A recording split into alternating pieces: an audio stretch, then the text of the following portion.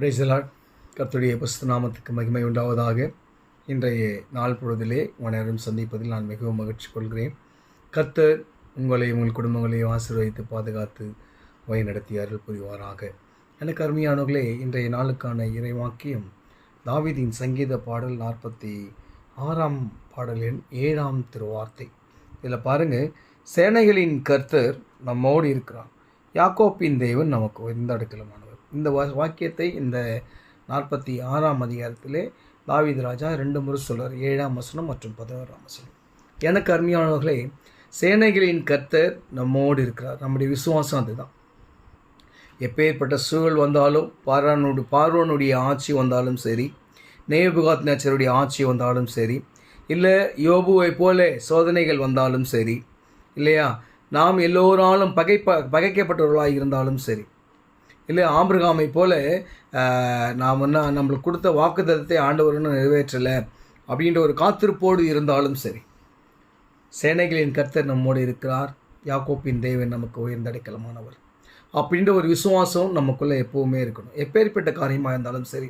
ஏன்னா நம்முடைய கர்த்தர் நம்மோடு இருக்கும்போது நாம் பராக்கிரமான காரியங்கள்லாம் செய்வோம். சிம்சோன் கடைசி ஆண்டவருடைய அவனுக்கான மகிமையை அற்றுப்போகிறான். எல்லாம் ஒரு ஸ்திரீயின் மூலமாக அவனுடைய பலவீனங்கள் எல்லாம் கண்டுபிடிக்கப்பட்டு கண்கள் பிடுங்கப்பட்டவனாய் ஒரு முற்றத்திலே கட்டப்பட்டிருக்கிறான். அப்போது அவனை பரியாசம் பண்ணி அவனை பார்த்து ஓடினவர்கள், அவனை பார்த்து பயந்தவர்கள் எல்லாம் அவனை பரியாசம் பண்ணுகிறதும் அடிக்கிறதும் கொட்டுறதுமாய் இருந்தார்கள். தன்னுடைய தவறை அந்த இடத்துல சிம்சோன் உணர்ந்து கடவுள்கிட்ட கேட்குறான், ஆண்டவரே, ஒரு விசை மாத்திரம் என்னை நீங்கள் என்ன பண்ணுங்க, பலப்படுத்துங்க. இங்கே இருக்கிறவர்களோடு சேர்ந்து நானும் மதிக்கிறேன், எனக்கு உம்முடைய பலத்தை கொடுங்க, நான் இப்படிப்பட்டவர்களுக்கு நீ உண்மையில் தேவன் என்பதை நான் பறைசாற்ற வேண்டும் என்று கடைசி ஆண்டவர்கிட்ட கேட்குறான். அப்போ ஆண்டவர் அவனை பலப்படுத்துகிறார், அந்த பலத்தை கொடுக்குறார். சிம்சோன் உயிரோடு இருந்து மடங்கடித்த வீரர்களை காட்டிலும் அவன் அந்த மரணிக்கும் தருவாயிலே அந்த 2 தூண்களை உடைத்து அந்த அரண்மனையே கவுத்து போட்டு உள்ளே இறந்து போனவர்கள் அதிகம். ஏன் சொன்னால், சேனைகள் கர்த்தர் நம்மோடு இருக்கும்போது நாம் செய்கிற காரியம், நாம் உயிரோடு இருந்ததை பார்க்கிலும் ஆண்டவர் நமக்குள்ளாக வரும்போது, சேனைகளின் கர்த்தர் நம்முடைய இருதயத்தில் வாசம் பண்ணும்போது நாம் செய்கிற காரியம் பராக்கிரமாக இருக்கும்.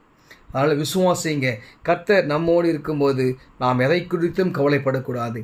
எப்பேற்பட்ட காரியமாக இருந்தாலும் சரி, எப்பேற்பட்ட சிக்கலாக இருந்தாலும் சரி, எப்பேற்பட்ட வேதனைகள் இருந்தாலும் சரி, கவலையே படாதீங்க. சேனைகளின் கர்த்தர் நம்மோடு இருக்கிறார். யாக்கோப்பின் தேவன் நமக்கு உயர்ந்த அடைக்கலமானவர். அவர் நம்மை உயர்ந்த அடைக்கலத்தில் வைத்து நம்மை ஆசீர்வதித்து